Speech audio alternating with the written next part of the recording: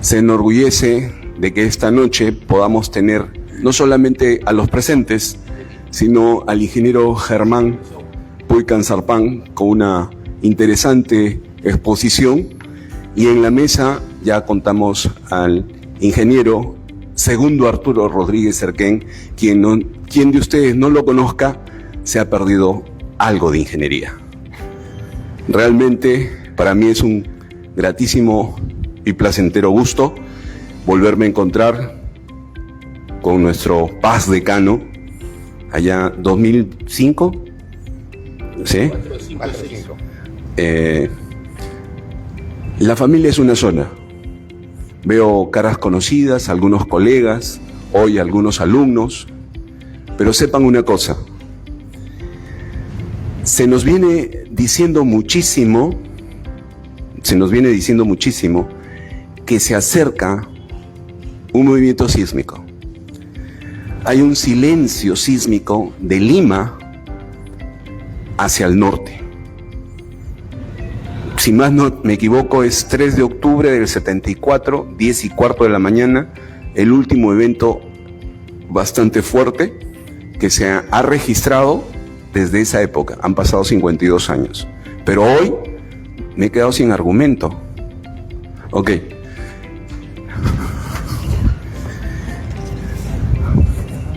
Empezamos entonces. Muy buenas noches con todos los presentes. En representación del capítulo de Ingeniería Civil del Colegio de Ingenieros del Perú, Consejo Departamental Lambayeque, les doy la más cordial bienvenida a esta conferencia técnica titulada Construyendo sobre el Olvido, 56 años del terremoto de 1970. Todo esto es una antesala para lo que vamos a tener dentro de una semana, la Semana de Ingeniería. Para aquellos que todavía no tengan conocimiento, dentro de la cultura ingenieril, el día 8 de junio es el Día de la Ingeniería en el país. El Colegio de Ingenieros celebra la ingeniería.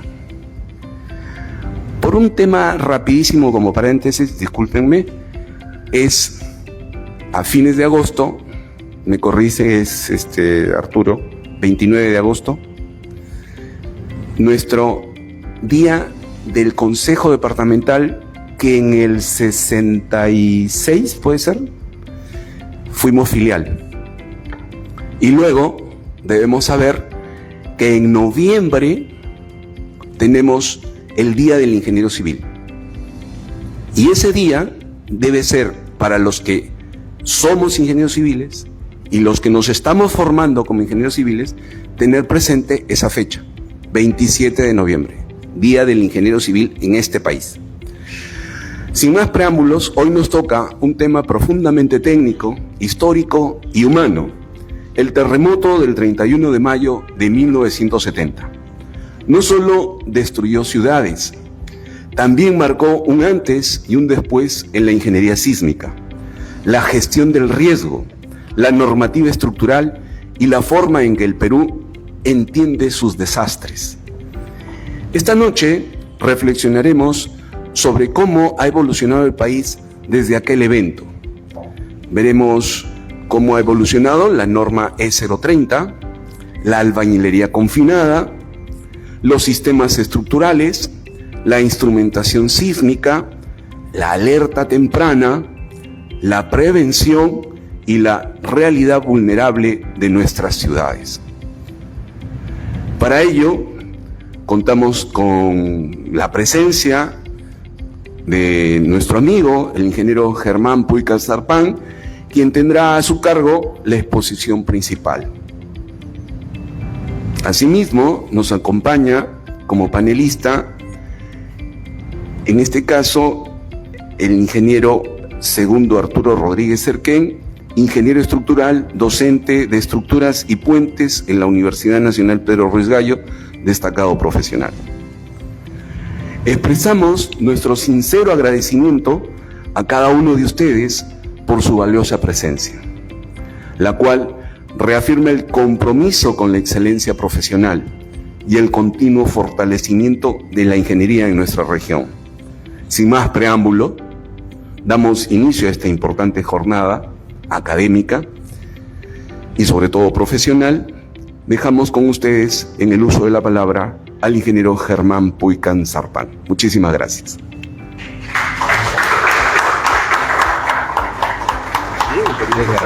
Bien, ahí. Apagamos la luz.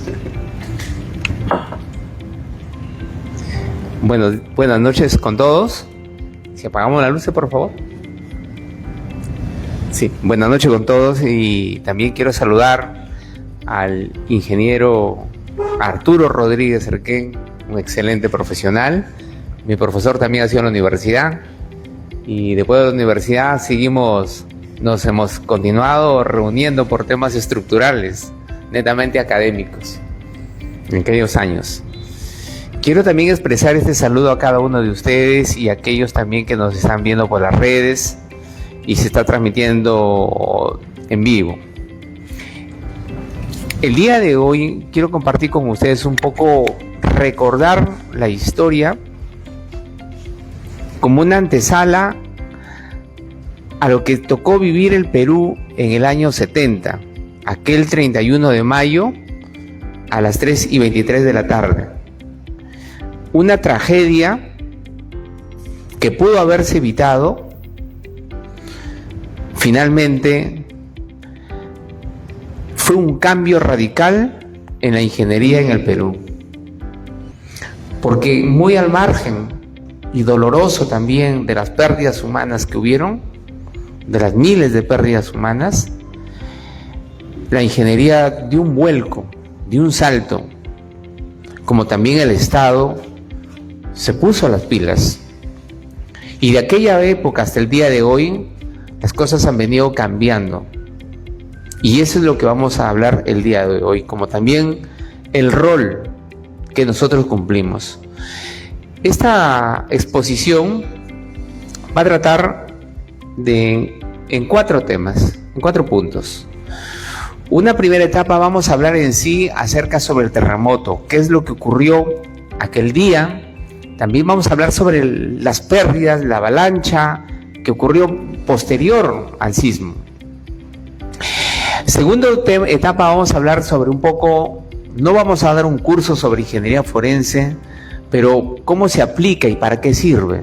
Y qué tanto nos ha ayudado a nosotros, a los ingenieros estructurales, en los laboratorios, los profesores en las universidades, la recopilación de la información y de cómo se comportan las estructuras para mañana más tarde ir calibrando e ir mejorando nuestras normativas, nuestras fórmulas también que vamos aplicando. La tercera etapa viene la constitución y participación también del Estado. El Estado, ¿qué ha hecho a la fecha? Su normativa, como también qué instituciones fueron apareciendo en el camino. Las universidades que tomaron la palestra sobre este asunto, qué universidades, como también qué científicos peruanos también han aportado. Algunos de ellos incluso ya no están presentes con nosotros, pero han dejado un legado muy importante.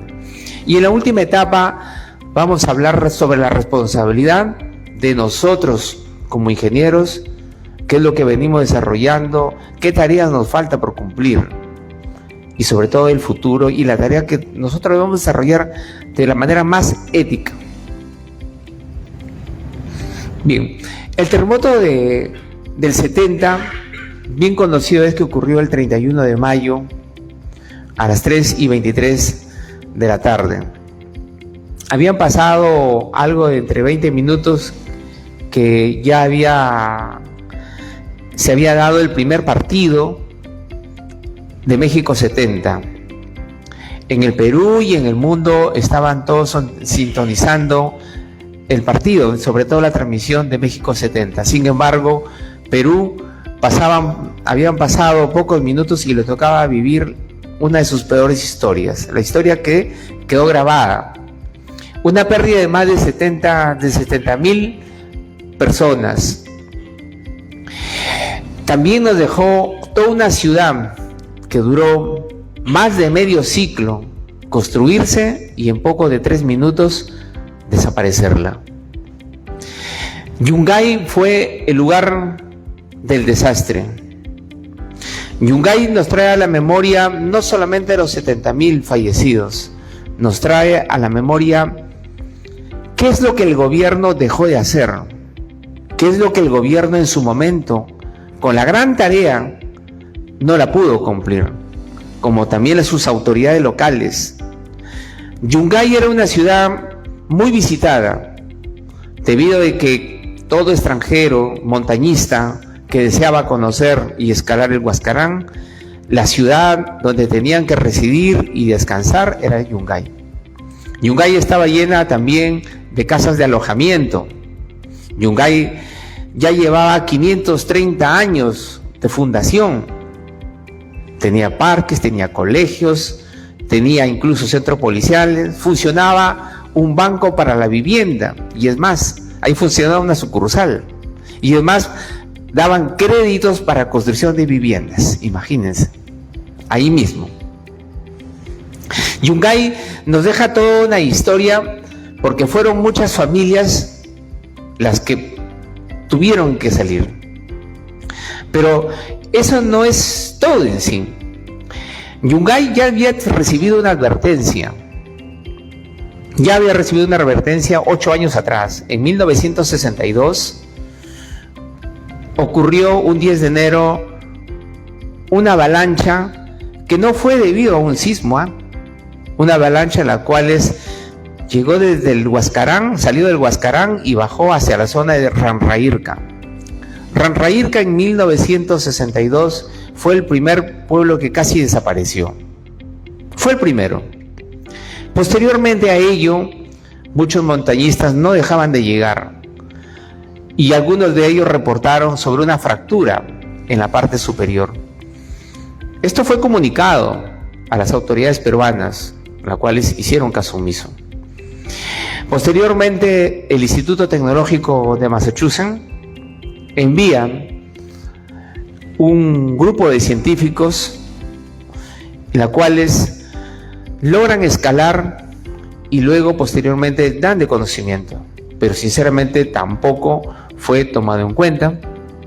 Yungay así permaneció hasta que llegó todo lo que ya conocemos. Esta es una fotografía. A ver, creo acá. Esta es una fotografía, por ejemplo, de Yungay antes del evento. Esta es una fotografía posterior. Esta es la estatua de Jesucristo blanco, en la cual les queda mirando y está en esta misma línea, en esta misma dirección. Jesucristo blanco está ubicado en la parte más alta, está por aquí aproximadamente, y esta fue la zona en la cual se inundó mediante esta avalancha de más de 100 millones de metros cúbicos. Las únicas 4 palmeras que quedaron de más de las 32 palmeras que adornaban a todo el parque. Finalmente fue catalogado como un camposanto. Adelante.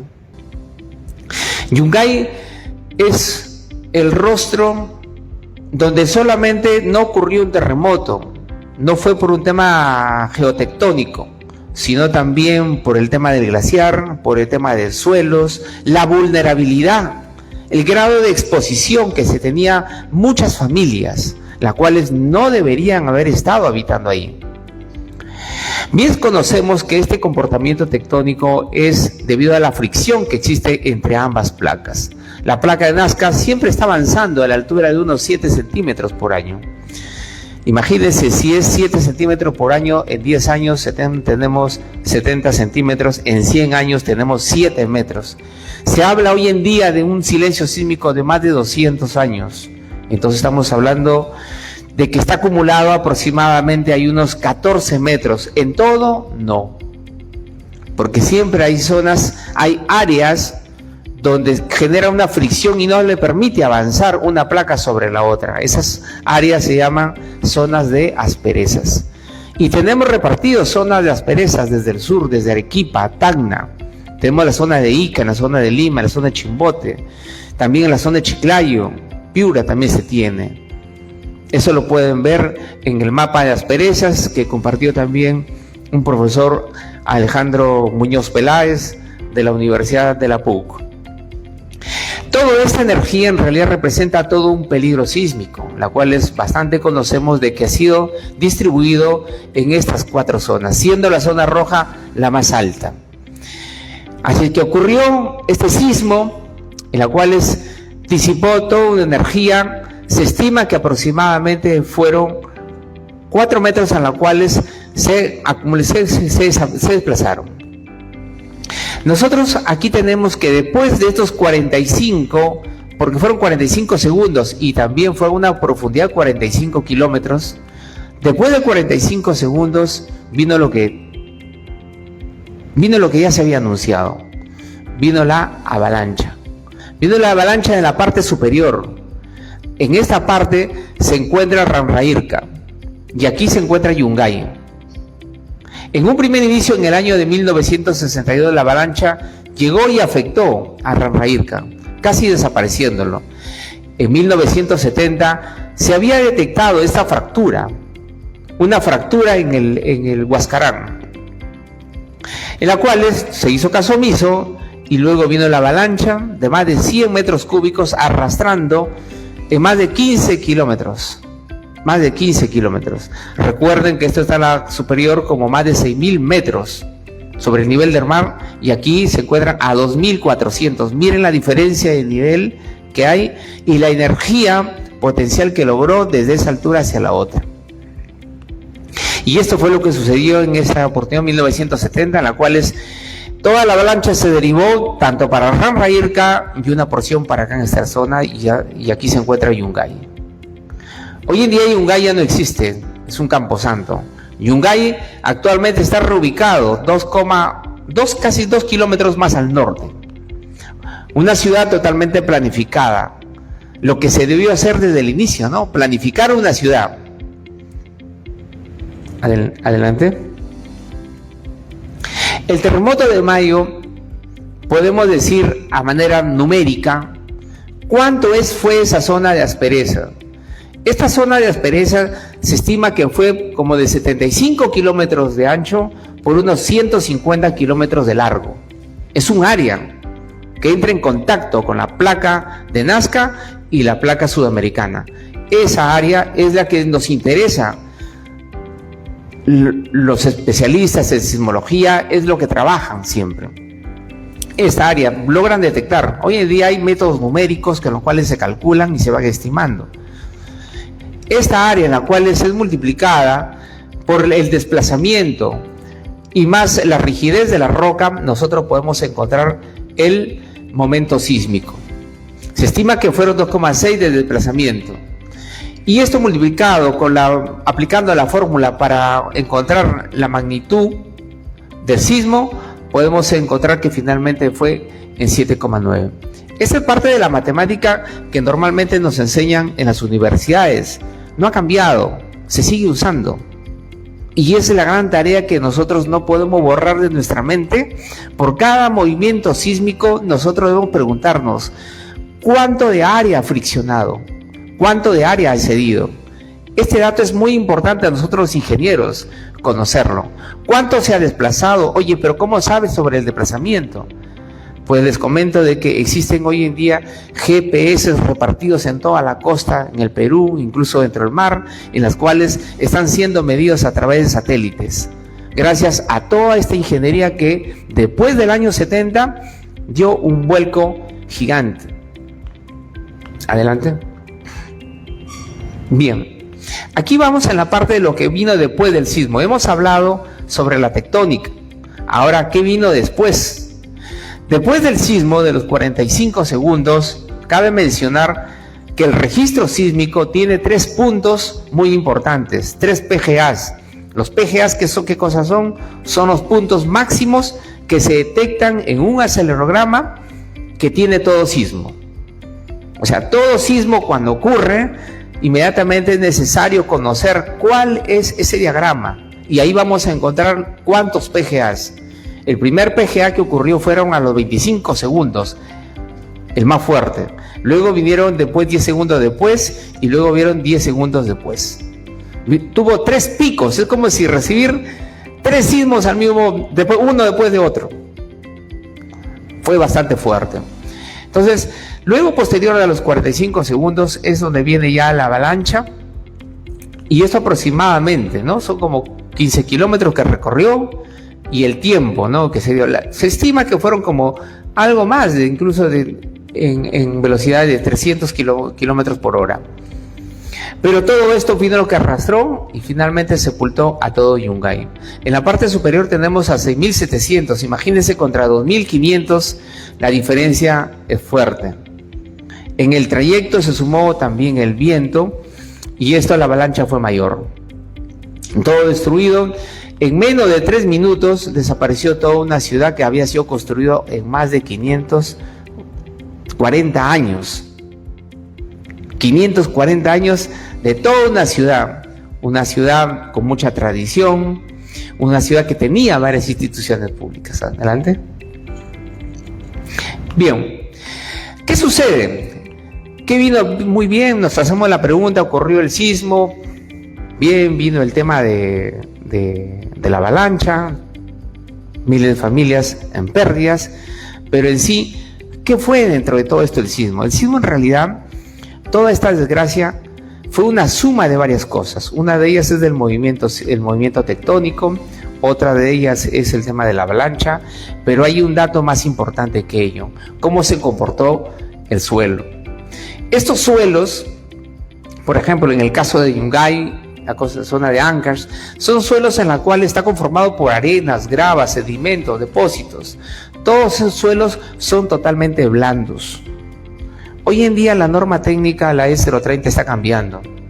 Y es bueno, porque le están dando bastante prioridad al conocimiento del suelo. Se requiere conocer cuál es la velocidad de corte en un espesor por lo menos de 30 metros. Para ello, poderlo aplicarlo dentro de nuestro diseño.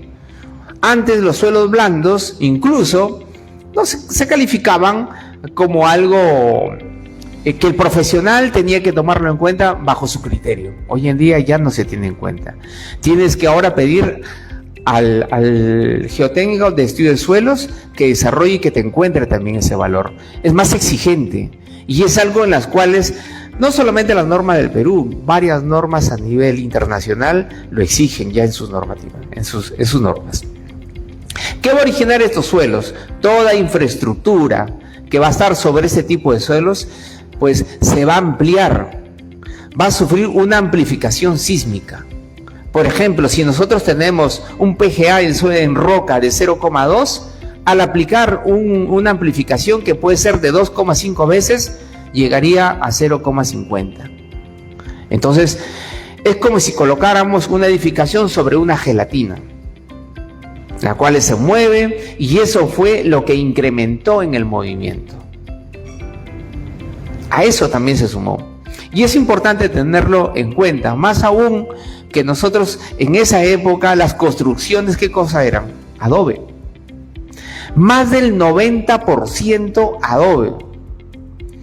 Se tenía que ese adobe, finalmente, más adelante lo vamos a hablar, pero ese adobe tenía varias deficiencias.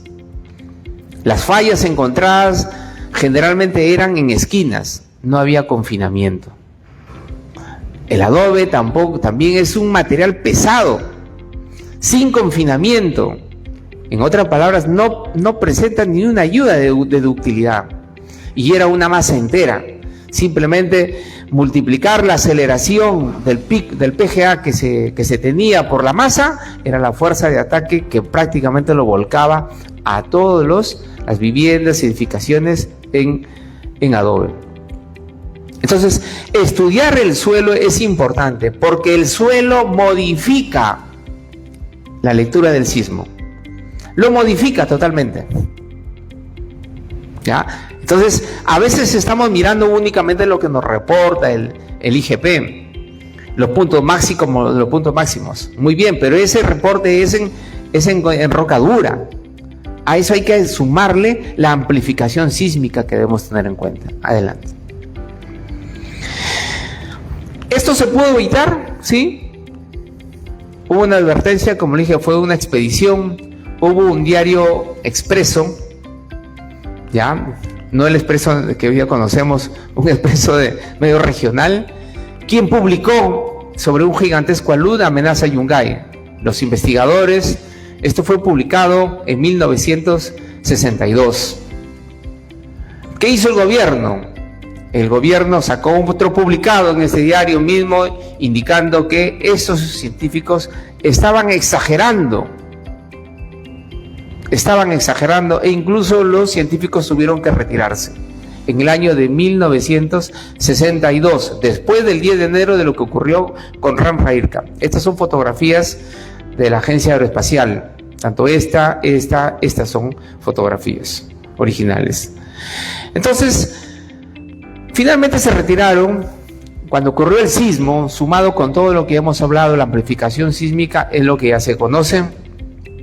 Primero, incluso el comercio habló sobre, también he estado rebuscando porque dentro de la hemeroteca que se tiene dentro de la historia, también el comercio publicó acerca sobre esto, exageración de lo llamaban.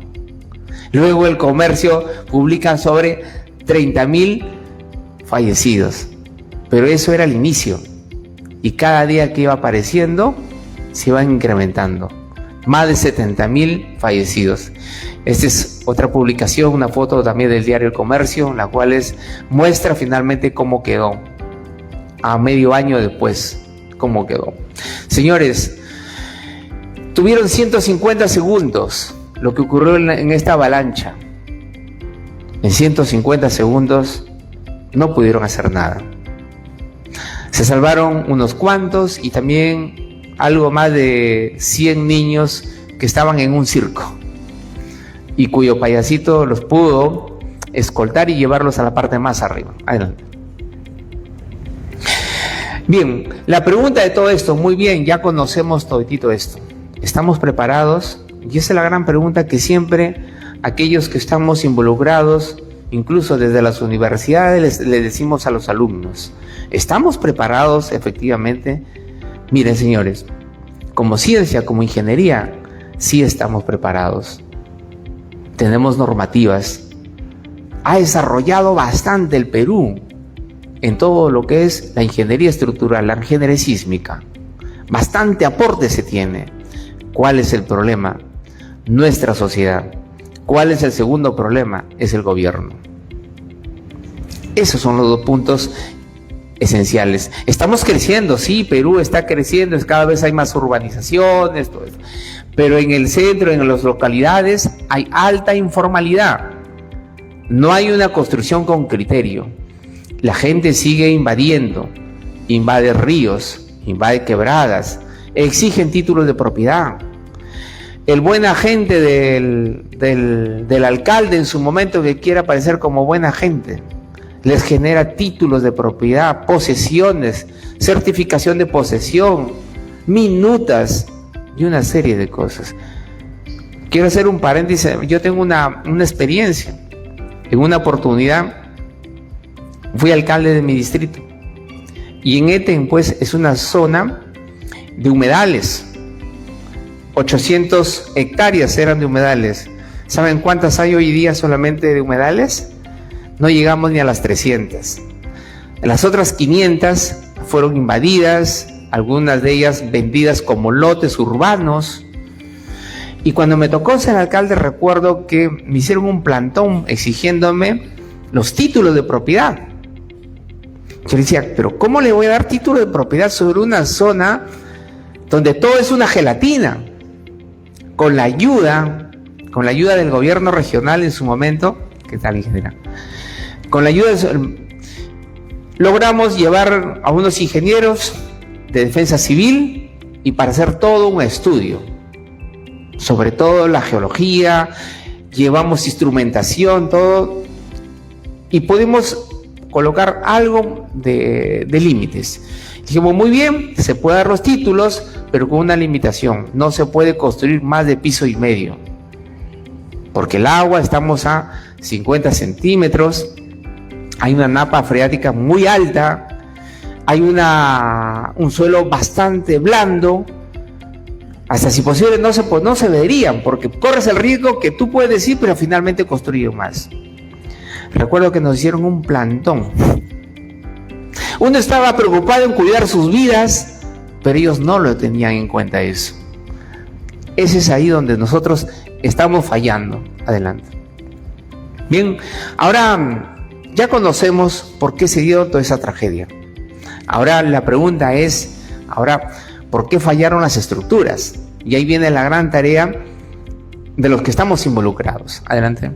Para ello vamos a entender un poquito sobre lo que es la ingeniería forense. La ingeniería forense no es otra cosa más que después de un sismo o después de algo ocurrido en unas estructuras, los ingenieros vamos detrás a estudiar a la estructura que ha fallado. ¿Por qué ha fallado? ¿Qué tipo de fallas han ocurrido? ¿Cuántas de ellas son? Manejamos estadísticas. Un ejemplo nada más, por ejemplo, cada vez que hay un sismo sigue un proceso. Hay un proceso, hay un mecanismo, la cual es, en primera instancia, lo que busca, después de un sismo, lo que se busca es, se generan daños locales. Para que se haya caído un edificio, no es que todo haya venido un solo lo haya botado, no, empezó por algún punto la falla. Alguna columna, alguna viga, alguna losa, por ahí empezó la falla. Y a medida que va avanzando la falla, la rigidez se va degradando, va perdiendo rigidez, es decir, va perdiendo resistencia. Luego comienza la repartición de cargas. Las cargas ya no están distribuidas como estaban, ahora se comienzan a redistribuir. Finalmente existen cargas sueltas, suspendidas y que ya llevan al colapso. Algunas ya llevan al colapso ya final, pero todavía no ha llegado al fondo. Lo llamamos colapso progresivo. He tenido también la experiencia de declarar algunos colapsos progresivos, algunas edificaciones. Es toda una situación. Sacar un informe y declararle, te llaman por reforzarlo, una institución pública, te llaman por reforzarlo, pero tú después de todo este análisis llegas al estudio comparativo y dices, oye, reforzarlo ya no está técnicamente, así es que tienes que tener así los pantalones para demostrarlo numéricamente y también firmar. Yo como ingeniero lo declaro que este edificio se encuentra en colapso progresivo y no debe seguir habitando. Es como entregarle y desaparecerte, irte corriendo. Esa experiencia también lo he vivido, pero se tiene que hacer. Se tiene que hacer. Nosotros, esa es la gran tarea que nosotros debemos de realizar. Bien, fallas observadas en el 70, la mayoría fueron el tema de esquinas. La mayoría. Fallando las esquinas, como les decía, el colapso no ocurre esto como lo primero, no, lo primero es en algún lado ha fallado.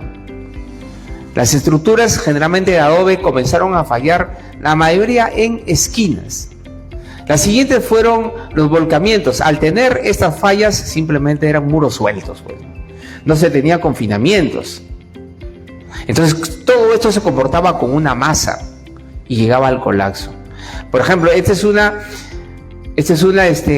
fotografía, el mismo Ancash, una edificación a base de albañilería y concreto también, con columnas, pero que finalmente no tuvo un buen comportamiento.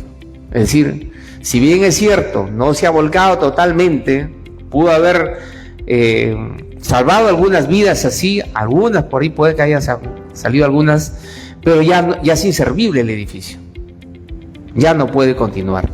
Como también otras sobre el tema del piso blando que se tuvieron. Ya.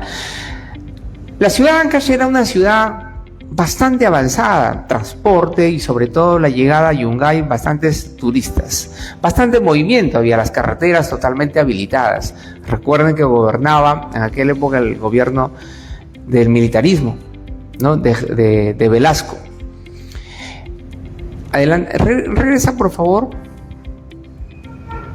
Este es algo que quiero compartir. Regresa, por favor. Regresa. A ver, regresa atrás. Atrás. Aquí en esta foto es es el sistema geofísico de Estados Unidos.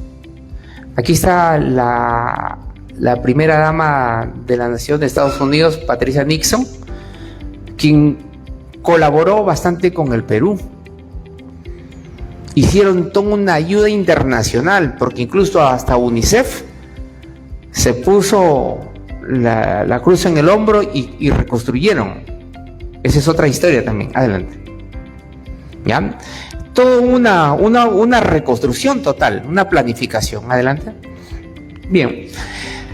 Como les decía, la mayor parte de las construcciones fueron adobes. Y eso es lo que se tenía, ¿no? Las fallas, generalmente teníamos las fallas en esquinas.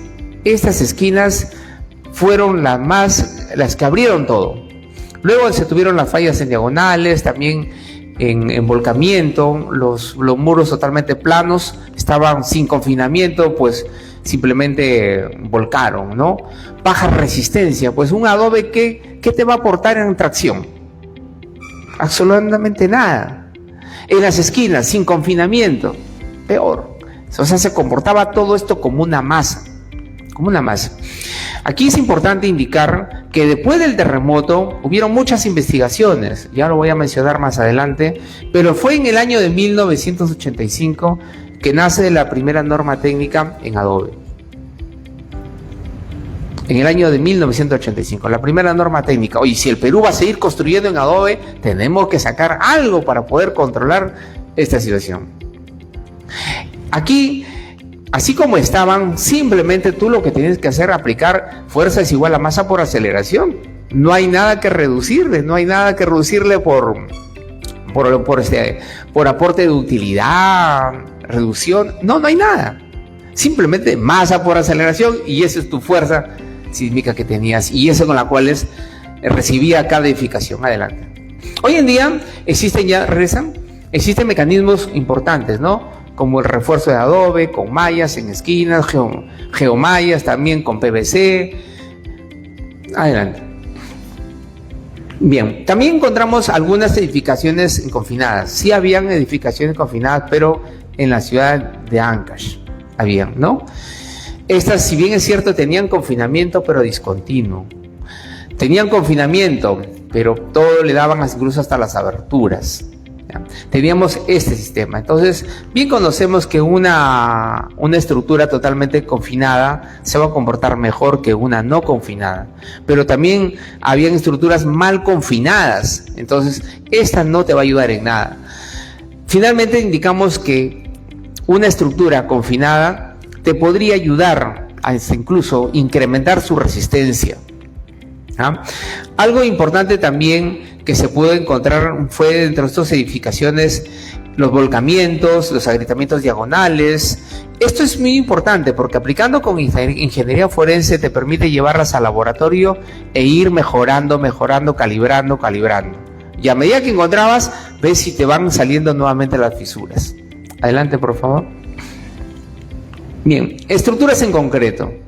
Esta es una edificación, por ejemplo, de mismo Ancash, ¿ya? Donde se tiene un sistema porticado, pero totalmente con baja ductilidad. Tranquilamente esto pudo haberse volcado totalmente. Aquí es importante indicar que la ductilidad es algo que hoy en día nosotros estamos pensando cada vez que edificamos. Normalmente antes que hacíamos era construir o diseñar edificaciones con alta resistencia, incrementando la rigidez, ¿no? Hoy en día ya no, pensamos en que tiene que aportar ductilidad, incursionar en el rango inelástico que tiene que deformarse y seguir siendo operativo. Adelante. Bien.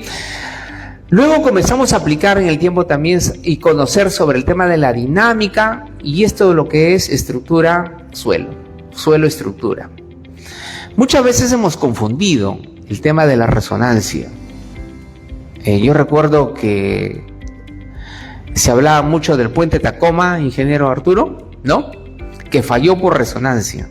Y en realidad no fue, porque incluso cuando falla Tacoma, ni siquiera hubo un sismo. Tacoma se construyó, pero no se tuvo en cuenta el tema del viento, ¿no? Del tema del viento. Entonces siempre estaba en constante movimiento, No había, muchos han confundido que era resonancia por el tema de suelo, el tema sísmico, no.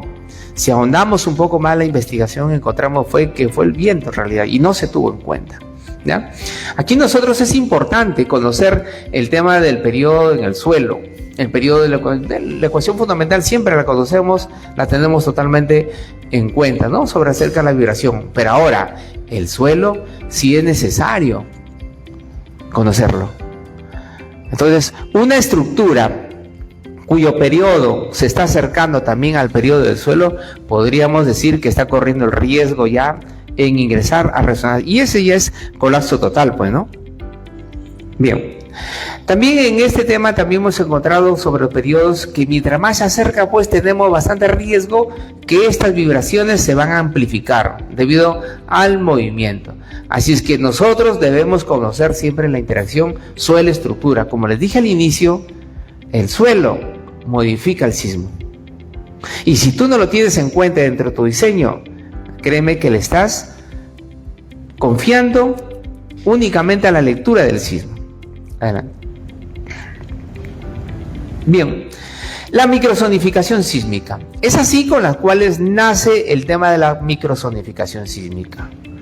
Estados Unidos, por ejemplo, ya tiene todos sus estados, los tiene ya mapeados su microzonificación.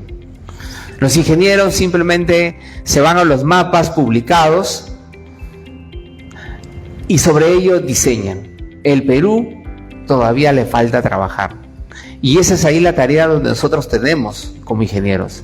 Los profesores en las universidades, las mismas instituciones públicas. Es por eso que era importante este evento, desarrollarlo acompañado con profesionales que están tanto desde el Estado y como también desde el lugar de las investigaciones, que son las universidades. Tenerlos ellos aquí presente nos ayuda a entender un poco más esta problemática e incrementar también el conocimiento. Nosotros también sabemos que todo el tema de los suelos, mientras más saturados son, pues no puedes construir. Es distinto, un mismo edificio estando en una zona rocosa, pues tiene un comportamiento distinto a estando en un suelo totalmente blando. Adelante. El suelo blando te amplifica, siempre te va a amplificar el movimiento. Bien, ahora sí vamos a ver en cuánto ha avanzado la ingeniería. Adelante. De acuerdo a todo esto que pasó en el año 70, se comenzaron a ponerse las pilas. Muchas instituciones comenzaron a nacer, como el IGP, el SISMIT, en la UNI, en la PUC se construye la primera mesa vibradora para ensayos. Posteriormente, ya después vino la UNI. También el IGMEN también comienza a registrar. Gracias a todas estas instituciones y buscando cooperaciones internacionales, porque como ya sabemos, el Estado poco aporta a la educación, o su porcentaje, su presupuesto poco lo designa, y más aún, si es pública, es peor, no designan presupuesto. Es por ello la tarea que comienzan a buscar ayudas internacionales. Y gracias a ello se comienzan a generar muchos estudios, se crean las mesas vibradoras, los ensayos, los laboratorios. Normalmente nosotros aplicamos una ingeniería muy empírica. Por ejemplo, aplicábamos solamente el 10% del peso como la fuerza sísmica. Y aplicábamos sobre la rigidez que necesitábamos. Nada más. Diseñábamos únicamente por resistencia. En el trayecto ya han venido, gracias a estas instituciones, se han venido desarrollando más investigaciones y de acuerdo a ello nuestro diseño ha ido mejorando. Aquí es un ejemplo. El diseño antiguo, 8%, 10% nada más, era la carga, la fuerza basal. Hoy en día tenemos ya una fórmula que lo dice en la misma E030. Y hoy día más aún cuando ya tiene en cuenta el tema del suelo, ¿no? Adelante. La norma E030, desde 1977, 97, el año 2003, el año 2016, 2018 y hoy en día el 2026. Este 2026 en realidad Es un buen salto. Interesante. Ahora, nuestra fuerza basal generalmente está creciendo, a diferencia de antes, en un 15, en un 17%. Ya no es la misma. ¿Por qué? Porque estamos teniendo en cuenta ahora el tipo de suelo. Nos exige hoy en día conocer esa velocidad de corte, teniendo en cuenta los 30 metros de profundidad del suelo. Gracias a ello, vamos a ser más cuidadosos con nuestro diseño. Ya ahora no se lo podemos encargar a quien sea el diseño estructural. Adelante. Han nacido también, ya tenemos por ejemplo la norma, la E031, ¿no? La que viene con disipación, aislamiento sísmico. Es lo que hoy en día se viene utilizando en las edificaciones. Por ejemplo, los hospitales obligadamente se tienen que hacer, sean públicos o privados. Esto nos ayuda a reducir bastante las aceleraciones, la fuerza sísmica, las deformaciones, y por ende también la exigencia estructural es menor y el daño va a ser menor. Esto también reduce las aceleraciones, nos ayuda. Generalmente está reduciendo como el 70%. Generalmente se está usando los aislamientos sísmicos, pero también tenemos los disipadores. Generalmente los viscosos son los que más se están usando. Hay más tecnología. La pregunta es, ¿podemos aplicarlo esto para viviendas? Es muy alto el costo. Sin embargo, les comento que en México ya hay un investigador que está sacando disipadores para viviendas. Ya hay en México, ya se está aplicando. También en México, por ejemplo, hay estados y cada estado crea su propia normativa y va desarrollando sus propias investigaciones. Ya hay. Entonces, les comento porque en el año 2019 tuve contacto con ellos, incluso viajé y estamos por ahí en conversaciones de poder implementarlo acá también, acá en Perú, ¿ya? Y ver el tema de aislamiento sísmico para viviendas, porque son de menor peso, ¿no? Entonces las exigencias son menores. Bueno, masivamente ahí en México, pues el negocio funciona, ¿no? Les genera sostenerse.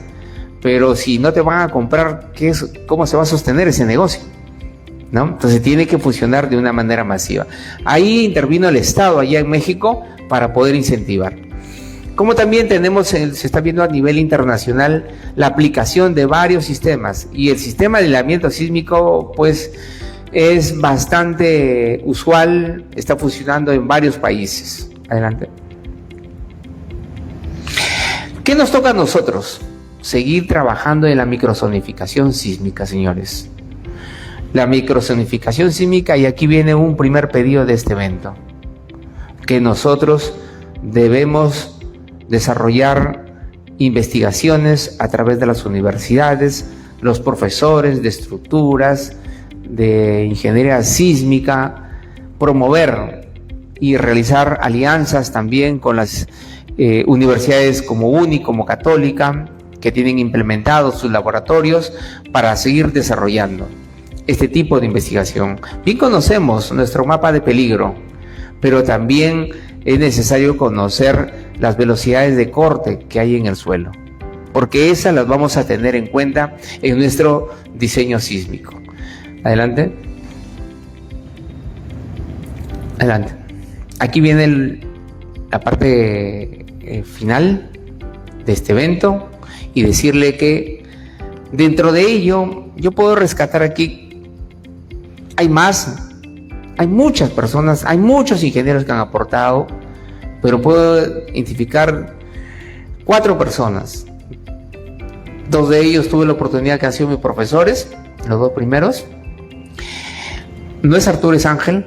Bartolomé impulsó bastante la norma E070 en albañilería. Posterior al sismo del 70, realizó todo un reporte y recibió financiamientos dentro de la misma universidad para estudiar y cada vez estudiar un poco más sobre la norma de albañilería. Hizo bastantes investigaciones, incluso creó unos software en esa época, el sistema DOS, donde la cual entraba por datos por lectura de texto, y así puedo ir aportando, ¿no? Marcial Blondet, que es un doctor en ingeniería de la Universidad de Berkeley, Desarrolló sobre todo especialmente el trabajo en Adobe. Él ha sido un profesor de ingeniería de dinámica estructural, pero muy involucrado en conocer la dinámica del suelo y la dinámica de las estructuras, y dentro de ello se enfocó netamente en Adobe. Es por eso que nace también con sus aportes la norma de Adobe. Es decir, ¿dónde está el problema? Donde hay más construcciones sobre este material, y se enfocó. Julio Correia trabajó mucho en lo que es la prevención, la reducción, mitigación de riesgos, y que bastante lo manejan las instituciones de defensa civil, ¿no? Bastante lectura, incluso nos dejó grandes enseñanzas y libros. Casos impactantes de Perú. Dice, a Perú tú le enseñas, pero vuelta lo vuelve a cometer. Y tenemos también a Jorge Alba Hurtado, que hace como una semana ha hecho una última publicación interesante sobre microzonificación sísmica. Él tiene un objetivo, me he podido percibir dentro de sus lecturas, que Pisco y la zona del sur desde Lima tengan sus estudios de microzonificación sísmica. Él y Ica prácticamente lo tienes sectorizado de acuerdo a los tipos de suelo y las velocidades de ondas de corte. Estudios bastante interesantes que viene desarrollando no de ahorita, viene desarrollando ya desde antes del año 2000, y a la fecha ha sacado su última publicación. Cada uno de ellos han desarrollado muchos aportes. Gracias a la investigación nosotros podemos reducir. Yo recuerdo en el año 2007 ocurrió el terremoto de Ica, y un ingeniero, profesor de UNI, me dijo, Germán, me señaló con el dedo y me dijo, una ciudad resiliente en un año se levanta. Una ciudad sin resiliencia, simplemente que ha crecido en el caos y todo este desorden, van a pasar más de 10 años, 12 años, y quién sabe. Así es que esta gente que ahorita está durmiendo en las calles, van a pasar más de 10 años para que se levante toda una ciudad. Llegó el año 2015 y el Forsur todavía se seguía mencionando.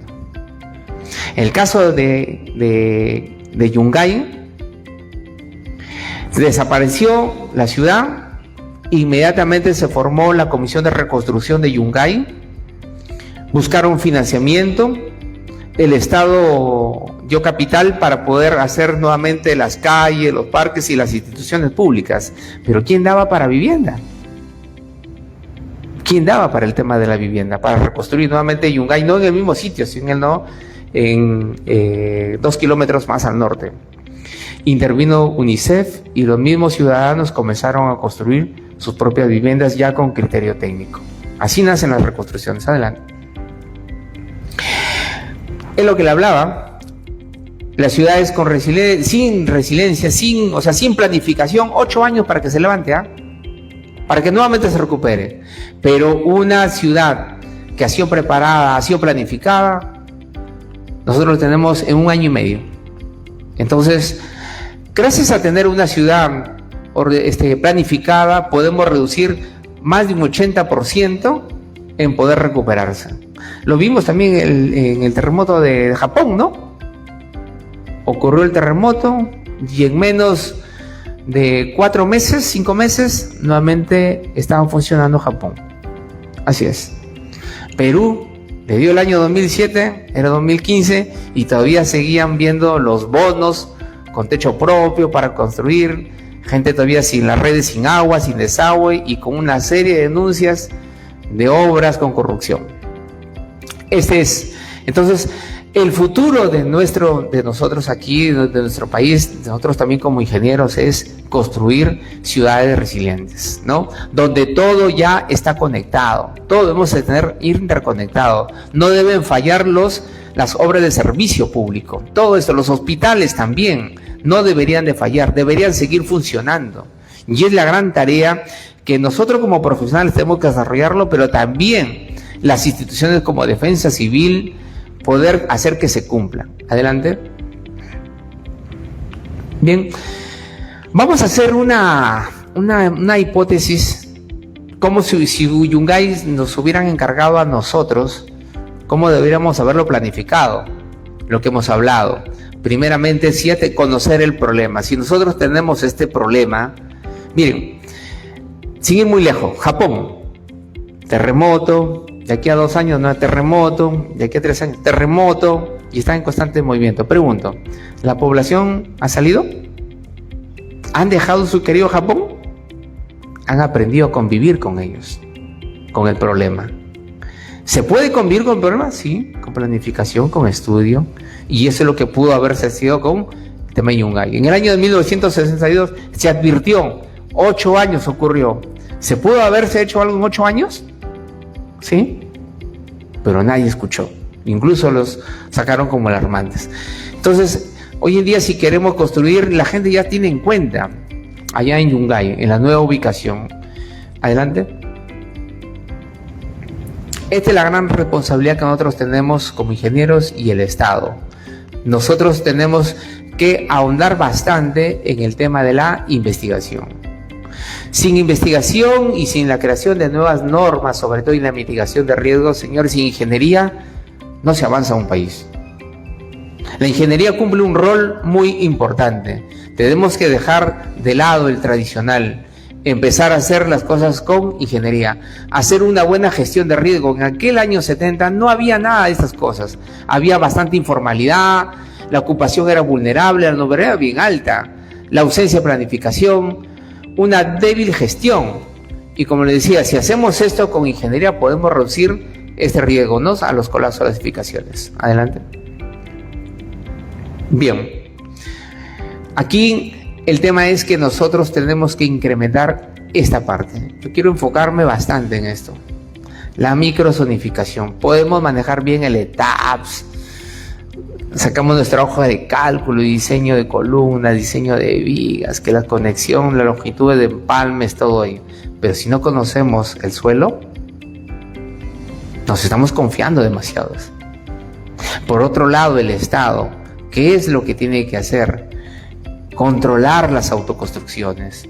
Tiene que controlar. Y esta es una gran tarea que empieza desde las mismas municipalidades. No debería existir el compadrazgo, no debería existir y deberían colocarse las normas claras. Pero lamentablemente, pues, es el pueblo quien elige sus autoridades. Ahí está otro punto débil. Es el quien elige sus autoridades. Los sistemas de alerta temprana sí se están dando en el Perú, pero son muy lentos. Una época sonaban nuestros celulares, ¿no? Sí, oye, qué bueno, ya, por fin. Ya hace 2 años, creo que no suenan. Y han habido movimientos. ¿Qué ha pasado? Algo debe estar pasando aquí, ¿no? Y lo otro también, investigación.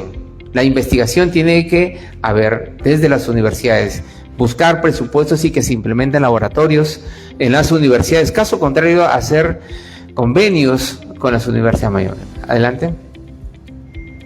Bien. Decirles que el tema de Yungay fue un quiebre muy fuerte en la ingeniería. Dicen que José Santos Chocano decía, a cocachos aprendí. Así el peruano. Así, pero tiene que sucedernos algo para aprender. Nos sucedió lo de Yungay y comenzaron a salir muchas normas, investigaciones. Mucha gente se fajó por el Perú. Mucha gente. El Estado, ahí nació también Defensa Civil. Ahí nació Defensa Civil. No había. También decirles de que hoy en día el reto ya no es solamente comprender el comportamiento de la tierra, sino el reto va a ser en saber construir ciudades resilientes. Aquí es algo muy importante. La diferencia entre el desastre y la resiliencia es que muchas veces depende de decisiones humanas. Hasta el día de hoy, señores, hay gente que hace invasiones. Le dicen no vivas en los ríos y viven. No vivas en un pantano y están en los pantanos.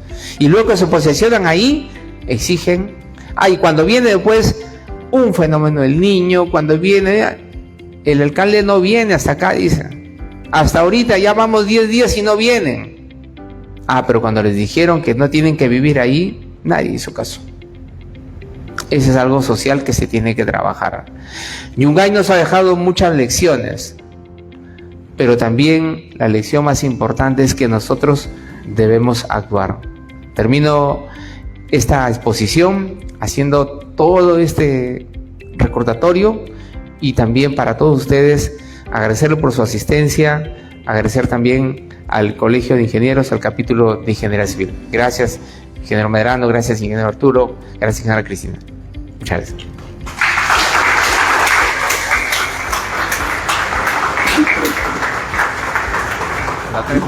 Realmente una exposición en donde los que ya abrigamos algunas canas y recordamos lo que pasó, podría hacer una anécdota. Primera vez que veía a la gente en las calles, en la tarde, pasaba a las 4 o 5 de la tarde, fue domingo. Y ver a las personas por las calles tratando de tener comunicaciones que ahora se brindan muy fácilmente, pero al tener un tema como nos lo ha expuesto Germán, está en todos nosotros, no por el eslogan de Defensa Civil, es tarea de todos, sino que hacer una ingeniería bien hecha.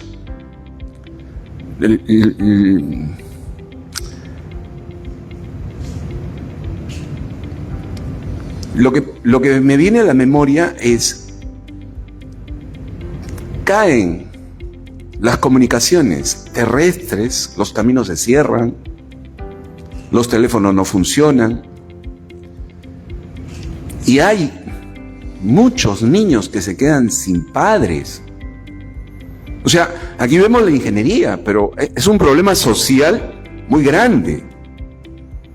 Yo recuerdo, saliéndome un poquito de la ingeniería, los ángeles verdes que vienen del cielo. 3 días después, recién llega la asistencia. 3 días después, niños solos, que ya bien lo dijo Germán, se salvaron porque estuvieron en el circo.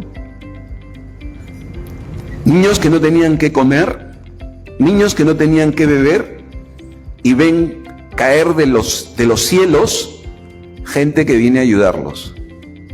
Se me pone la piel de gallina, que son los hinchis, la Guardia Civil, que hace paracaidismo y llega a asistir, porque no había forma de cómo llegar. Voy a dejar en el uso de la palabra a nuestro queridísimo ingeniero Arturo Rodríguez Cerquén para su intervención como panelista. Perfecto. Buenas noches, distinguido público.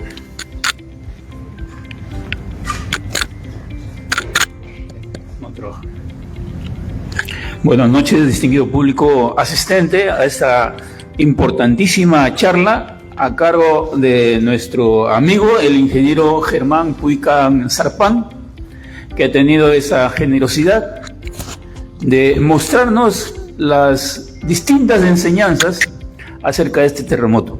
Germán ha sido un destacado estudiante en la Universidad Pedro Luis Gallo, posteriormente ha hecho estudios de maestría en la capital, ha sido también alcalde de Ciudad de Eten, y es más, hoy día, para que vean la generosidad, es su cumpleaños, pero está acá presente para darnos todas sus enseñanzas. Yo quisiera, en base a ello, brindarle un aplauso por ese gesto.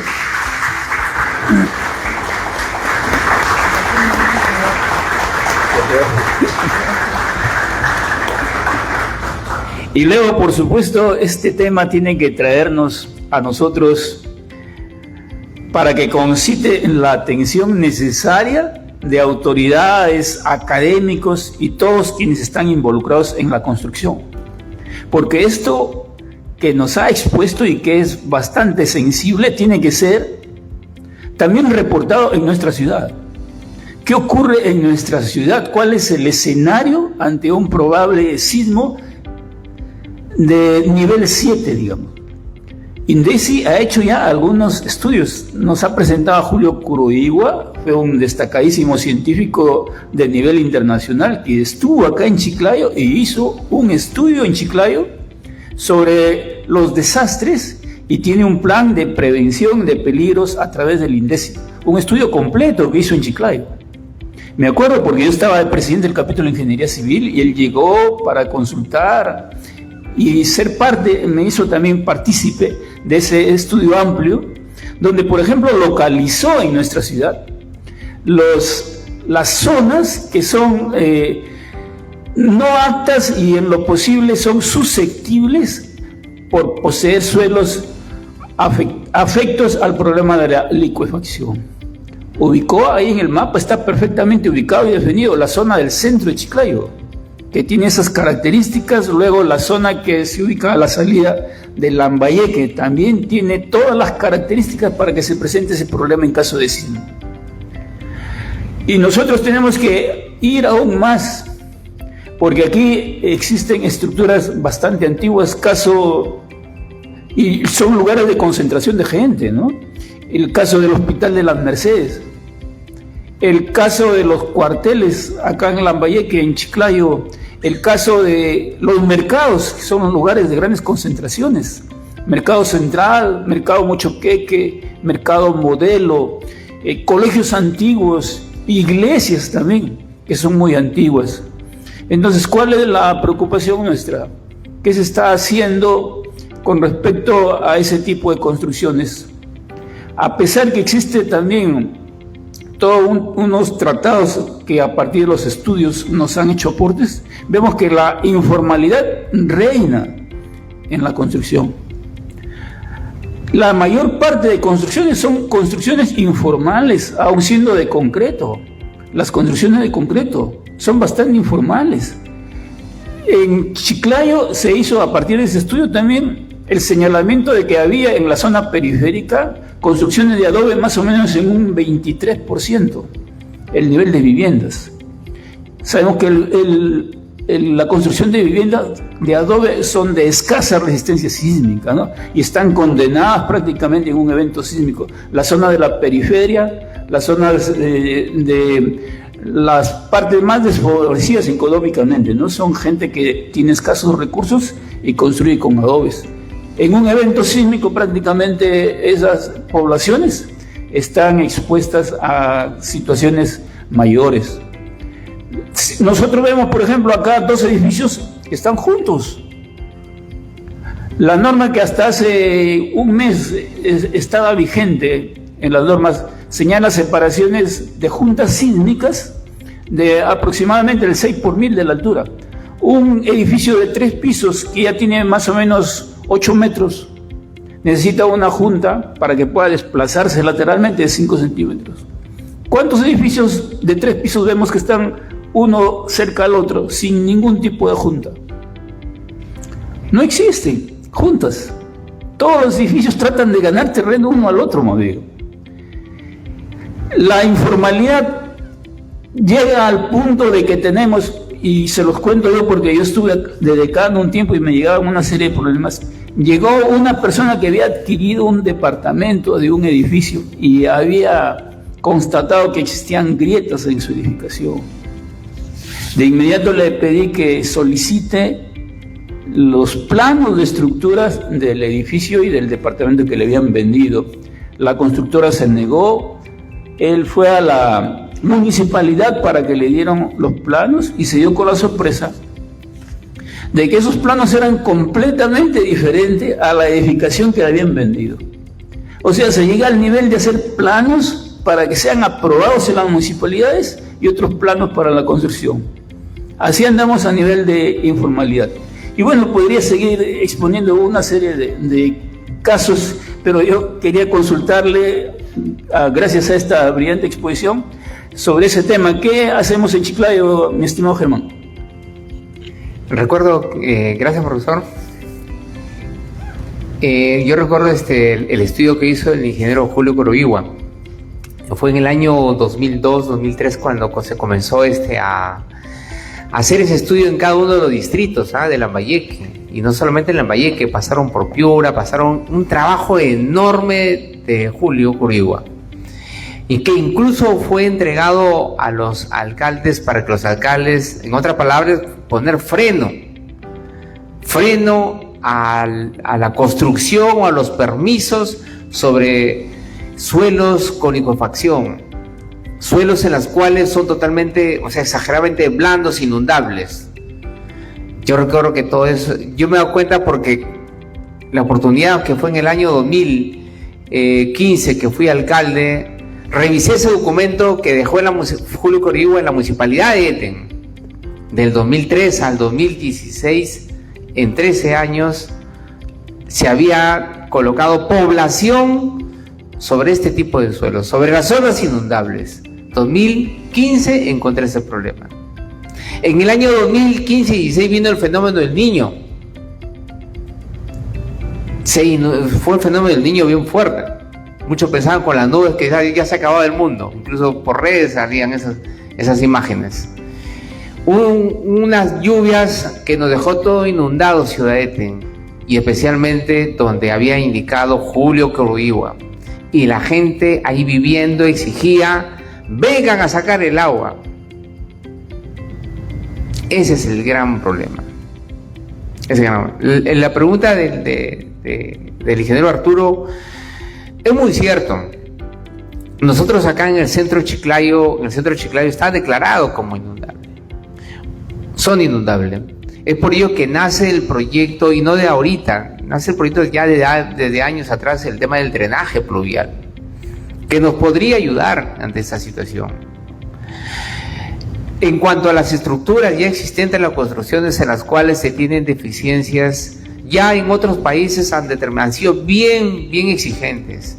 Ya han sacado incluso, así nacieron la norma sobre reforzamiento estructural en Estados Unidos, por ejemplo, el ATC, y dentro del FEMA salió.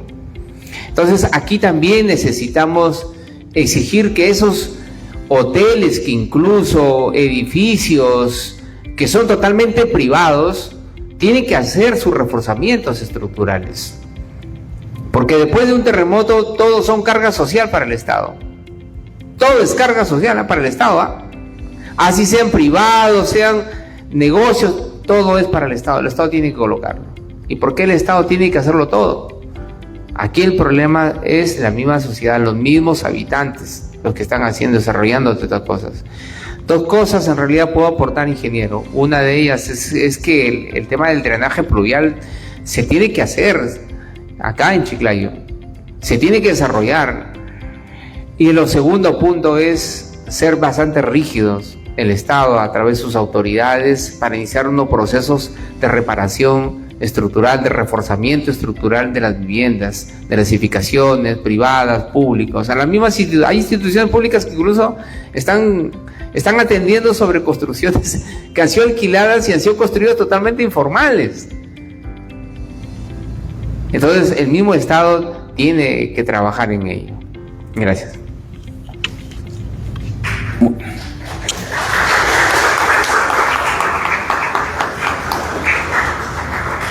Es el momento de escuchar a la ingeniera María Cristina Huamanchumo Leighton, su participación al respecto de la exposición que hemos tenido del ingeniero Germán.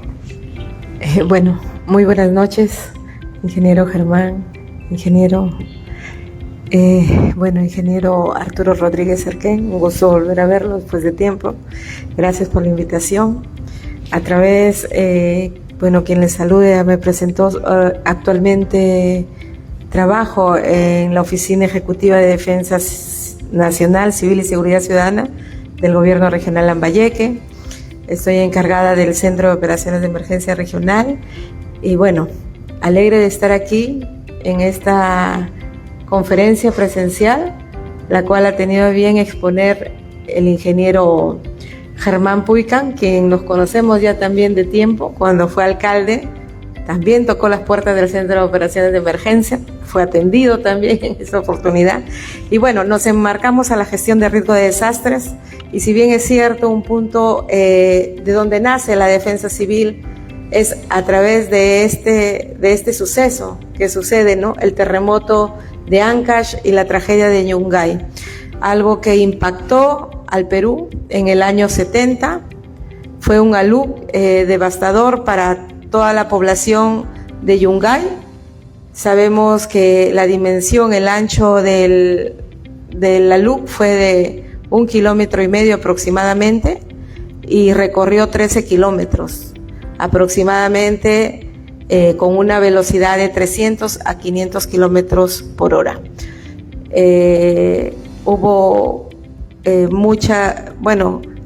como ya lo dijo el ingeniero y antecedió indicando de que los que se salvaron fueron los que estuvieron prácticamente en un circo, que fueron la mayoría niños, ¿no? Y la única zona alta era donde estaba el cementerio ubicado, ¿no? Después de eso, del terremoto del 70, el año 1972 se crea la Ley de Defensa Civil, ¿no? En base a todas las afectaciones que habían sucedido en ese terremoto y a ver qué acciones podría realizar la nación y a través de los gobiernos, también de los 3 niveles de gobierno, qué acciones realizar en materia de defensa civil. Posteriormente, actualmente tenemos ya desde el año 2011 la ley 29664, la ley que crea el Sistema Nacional de Gestión de Riesgo de Desastres, el cual indica que todos los pobladores, toda la nación, todas las personas pertenecemos y somos defensa civil. Si bien es cierto, hay niveles que son los niveles de gobierno y nosotros estamos en un nivel regional donde el que preside en un nivel regional la presidencia, por decir, de la plataforma de defensa civil es nuestro gobernador regional, así como también preside el grupo de trabajo en gestión de riesgo de desastres, que está conformado por todas las áreas, las jefaturas a nivel regional, y que son los tomadores de decisiones ante una emergencia y ante un desastre, ¿no? Igualmente en un gobierno local, el alcalde con sus funcionarios, y en el gobierno nacional, nuestro presidente con los ministros. Así se maneja la gestión de riesgo de desastres a nivel nacional. Y tenemos también dos entes que son nuestros asesores, que es el CENEPREC, que maneja 4 procesos de la gestión de riesgo de desastres, que es la estimación, la reducción, la prevención y la reconstrucción. Y el INDECI, que es el Instituto Nacional de Defensa Civil, que maneja 3 procesos de la gestión de riesgo de desastre, que es la preparación, la respuesta y la rehabilitación. Y voy a esto porque nosotros como peruanos, prácticamente decir, siempre actuamos en la respuesta y nunca actuamos en la estimación, nunca trabajamos la estimación para conocer la vulnerabilidad y estimar el riesgo en que nos encontramos dentro de nuestra región Lambayeque. Dado es el caso, y ya lo dijo bien claro, nosotros ante un evento que se suscita recién reaccionamos. No somos vulnerables ante cualquier peligro que se pueda suscitar. Y si bien es cierto, hay que aclarar que los desastres no son naturales. Los desastres lo provocamos nosotros mismos por la alta vulnerabilidad que tenemos. Construimos en lugares que no son adecuados, tapamos drenes que son de evacuación para lluvias y ahí construimos casas. Ocupamos realizamos viviendas en suelos que no son aptos para poder construir o que no hayan tenido un estudio previo para realizar esa construcción. Entonces, de esa manera nosotros mismos provocamos el desastre. Porque si en el desierto ocurriría un terremoto de 8 o 9 grados, no va a pasar nada. Pero acá, en nuestra región, en nuestro país, que suceda un sismo de 7 o 8 grados sin tener la planificación, sin haber tenido, vuelvo a decir, ¿no?, esa planificación, entonces aquí sí va a ser devastador. Yo hice unas 3 diapositivas y solamente si me puedes mostrar la segunda. Bueno, este es el sismo que también lo explicaba el ingeniero ya nos ha explicado, ¿no? Y vemos de que, dale por favor clic, de que el alud cubrió todo Yungay, ¿no? Y vemos las zonas que solamente pudieron ser rescatables prácticamente, el cementerio de Yungay y la parte de Ranrairca, que también barrió todo el alud, ¿no? Y cuando olvidamos los desastres, volvemos nosotros a construir en el mismo riesgo.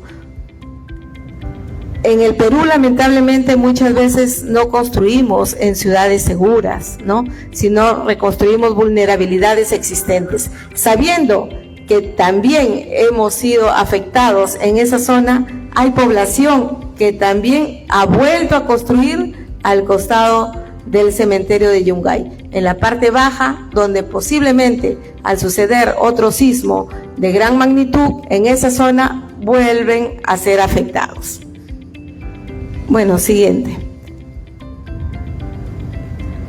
Ahí podemos ver la ciudad antigua y la ciudad nueva donde se ha construido, y vemos que los desastres no empiezan cuando ocurre la emergencia, empiezan ya desde mucho antes, cuando decidimos olvidar las lecciones técnicas o las lecciones aprendidas ante un evento o ante un siniestro que hayamos tenido, ¿no? Ignoramos también los lugares donde vamos a habitar, ¿no? No tenemos esa cultura de prevención y no tenemos un estudio que nos indique si estamos ubicados en una zona de alto riesgo, en una zona de medio riesgo o en una zona de bajo riesgo.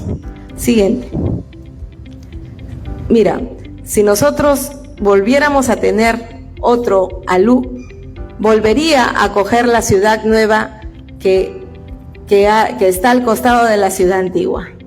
Entonces, esto nos indica que nosotros no tenemos una buena planificación urbana. Invadimos en zonas de alto riesgo, tenemos una discontinuidad de autoridades, porque hay, por ejemplo, autoridades que ya dentro de nuestros gobiernos locales, como lo pongo por ejemplo, hay jefes de defensa civil que son muy capacitados, pero sin embargo, también por el tema político son retirados de su cargo y volvemos y quedamos otra vez cero en prevención, cero en trabajos de gestión de riesgo de desastres, ¿no? Bueno, podemos continuar, ¿no? Y para hacerlo más corto, ¿no? El impacto de la ingeniería, la realidad actual, cómo se queda Chiclayo después de un evento, no solamente de un sismo, ya que tenemos ese silencio sísmico de hace muchos años. Ahora nuestro peligro inminente en nuestra región Lambayeque es el fenómeno del Niño. Entonces, ¿cómo queda nuestra ciudad de Chiclayo? ¿Cómo quedan nuestros distritos también afectados? ¿Y qué tal si tuviéramos una prevención? Ya como lo dijo el ingeniero Puycan, ¿no? Es necesario contar en nuestro Chiclayo que con el drenaje pluvial, algo tan anhelado por toda nuestra región Lambayeque, ¿no? Siguiente. Y bueno, eso es lo que yo más o menos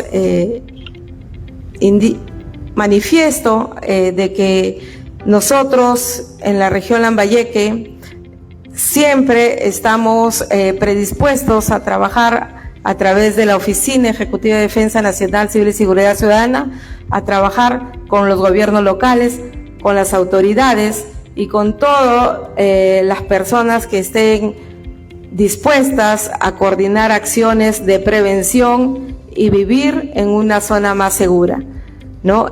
Agradezco la invitación, de verdad, y traigo el cordial saludo también de nuestro gobernador, que estaba pendiente y le habíamos indicado que teníamos una invitación acá en el Colegio de Ingenieros, ¿no? Y bueno, creo que ya indicaron todo, ingeniero, ha pedido lo más, las preguntas del ingeniero Arturo Cerquén hacia el ingeniero Puycan han sido muy concretas. Y ¿qué más podríamos preguntar, ingeniero, si la vulnerabilidad la tenemos nosotros mismos?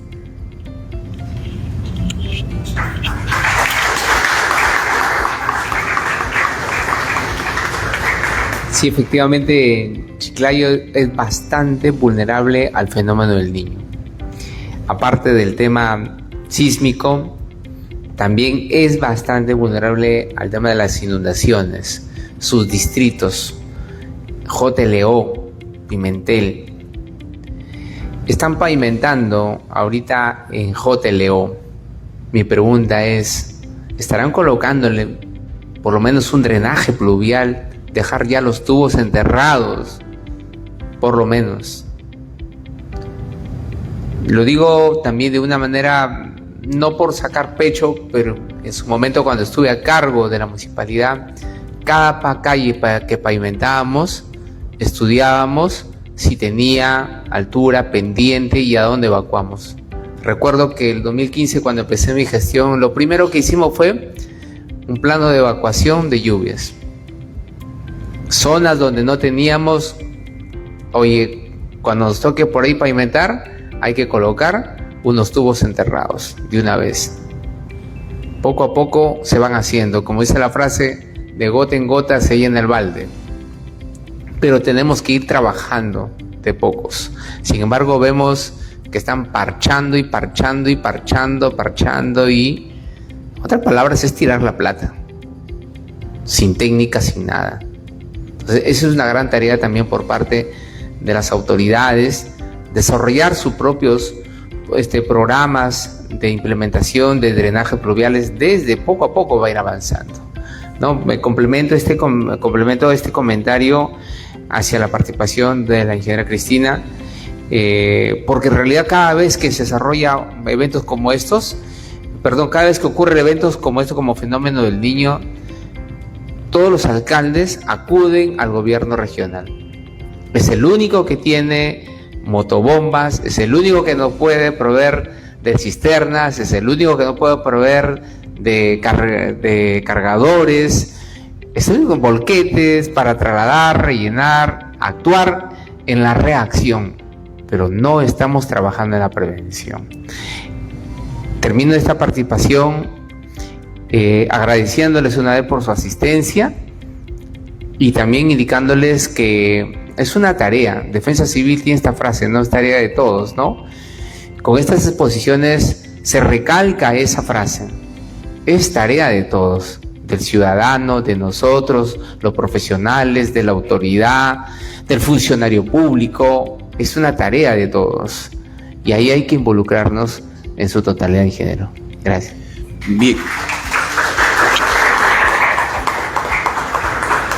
Esta noche, por favor, no queremos que ustedes se lleven una situación apocalíptica. Todos los presentes aquí en esta mesa, lo único que quieren es despertar. ¿Qué cosa?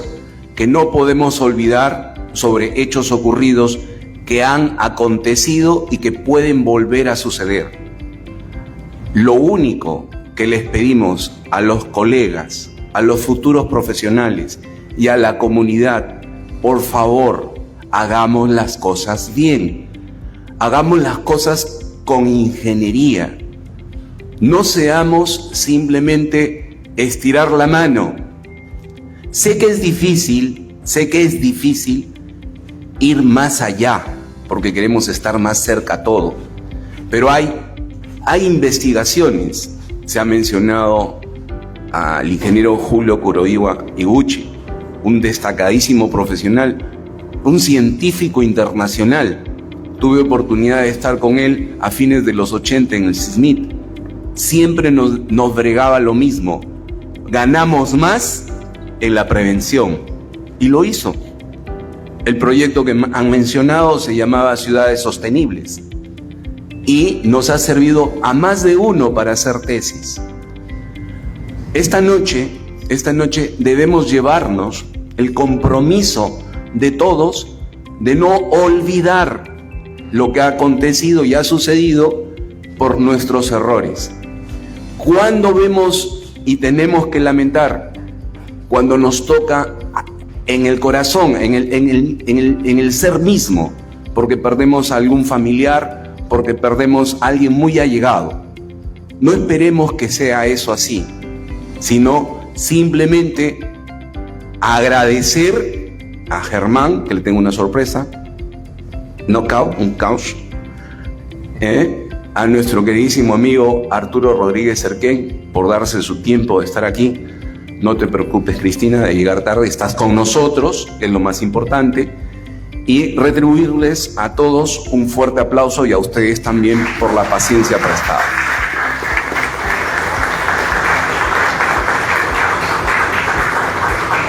Sí, le escucho. ¿Alguien puede alcanzarle un micrófono a las...?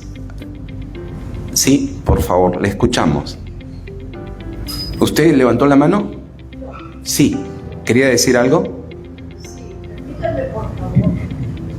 Como participante, no soy ingeniera, no soy arquitecta. Sí. Gracias. Bueno, profesora, orgullosamente, yo quiero felicitar el trabajo, esta jornada académica muy profesional, y que esta noche me ha encantado escucharle al ingeniero Germán, que lo conozco de años y sé algo de su familia y todo ello, y el trabajo, porque Eten es un pueblo que vengo visitando hace muchos años. Y al compañero Arturo Rodríguez Cerquén, también presente, Arturito. Bueno, yo digo que debe haber también un trabajo multidisciplinario. Germán indicó dos aspectos, dos áreas en que debe haber ese acercamiento y tal vez responsabilidad: la sociedad y el gobierno. Cuando digo yo un trabajo multidisciplinario, es que esto trascienda, aparte de las universidades, que tienen mucha responsabilidad aquí, es a los maestros. El conocimiento, por ejemplo, estas jornadas, que hayan también y que estén aquí presentes los maestros de las diferentes escuelas, que ellos van a vertir esos conocimientos a sus alumnos. Entonces yo pienso eso, y bueno, y hay muchas cosas. Yungay, terriblemente cómo quedó. Visitarlo realmente es un camposanto, y es una tristeza de ver ahora que estén construyendo casas. ¿Por qué la gente es tan necia, Dios mío, a pesar de todo lo que ha pasado? Siguen con ello. Entonces, se necesita un trabajo aquí, que los maestros estén también con sus alumnos. Chiclayo, ya hemos escuchado lo que han dicho, mencionó, está de más que esté repitiendo, pero los riesgos que hay acá. Esa noche del 31 de mayo de 1970, aquí en Chiclayo, los que somos promoción de esa época, sentimos terriblemente los movimientos, como las casas. Yo recuerdo que en casa la refrigeradora saltaba, los muebles saltaban, los cables iban y venían. Era terrible el momento. Miren cuánta distancia que tenemos, Entonces fue terrible visitarlo ahora, ese bus que está tapadito allá en Yungay con el barro. El cementerio que se llevó cuántos difuntos ahí, y todo eso está apretadito de barro. O sea, es terrible.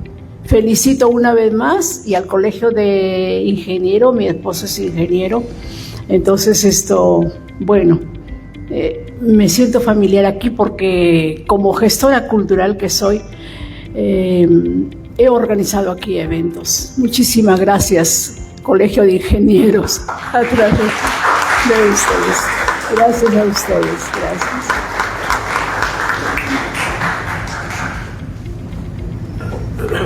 Vamos a hacer un pequeño presente a la ingeniera Cristina. Si me permite, Cristina, por favor.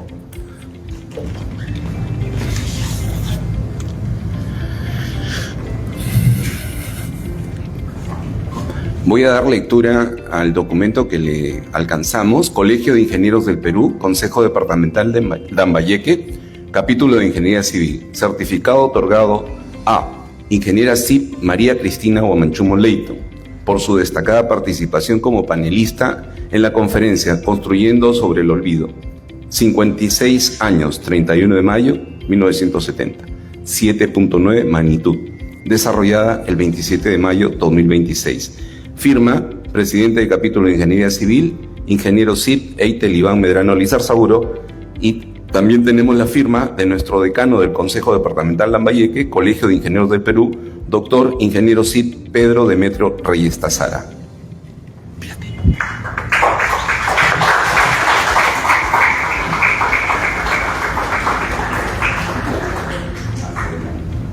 Uno más.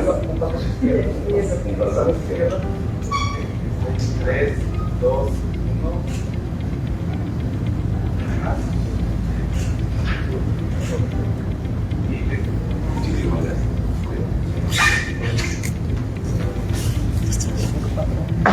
También le pedimos a Arturo, por favor.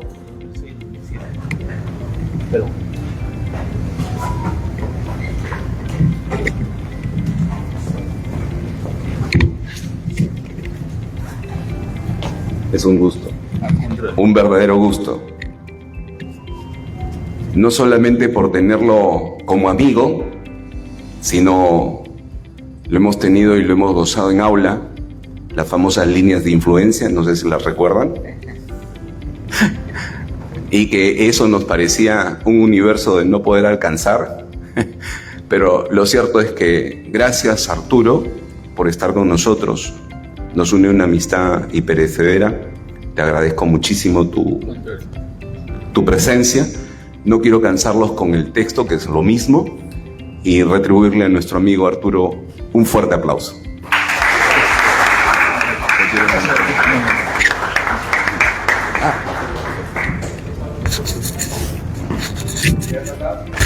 Espérate. Ya. 3, 2, 1.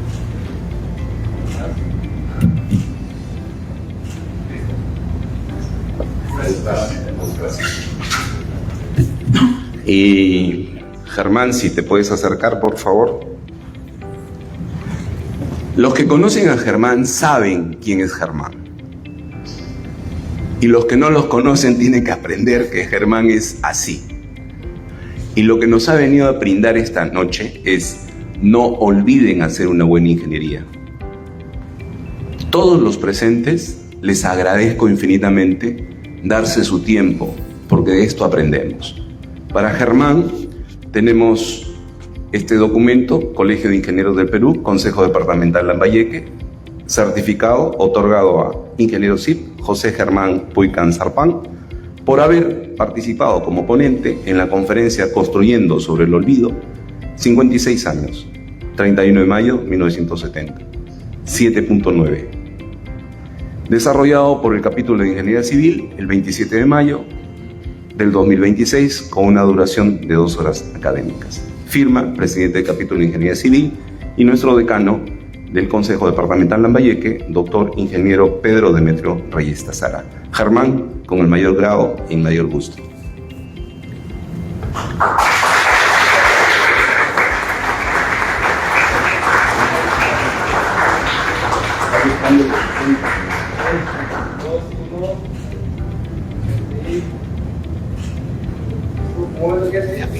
Un momentito, antes de terminar tengo una sorpresa para Germán. Voy a hacerte de mago. Creo que lo perdí. A ver, Jackie, a ver si me ayudas. No cierres los ojos. Gracias por darte tu tiempo. No es mucho. Es un... No, a ver, ábrelo tú. Ábrelo tú. Ábrelo. Ya, ahora permíteme ponértelo.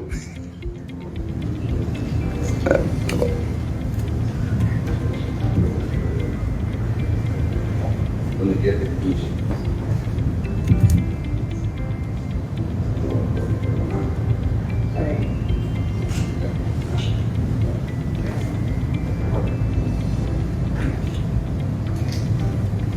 Germán, que merece ser ¡feliz cumpleaños!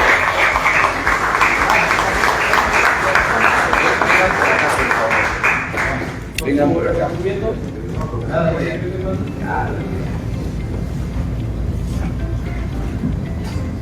Un reconocimiento.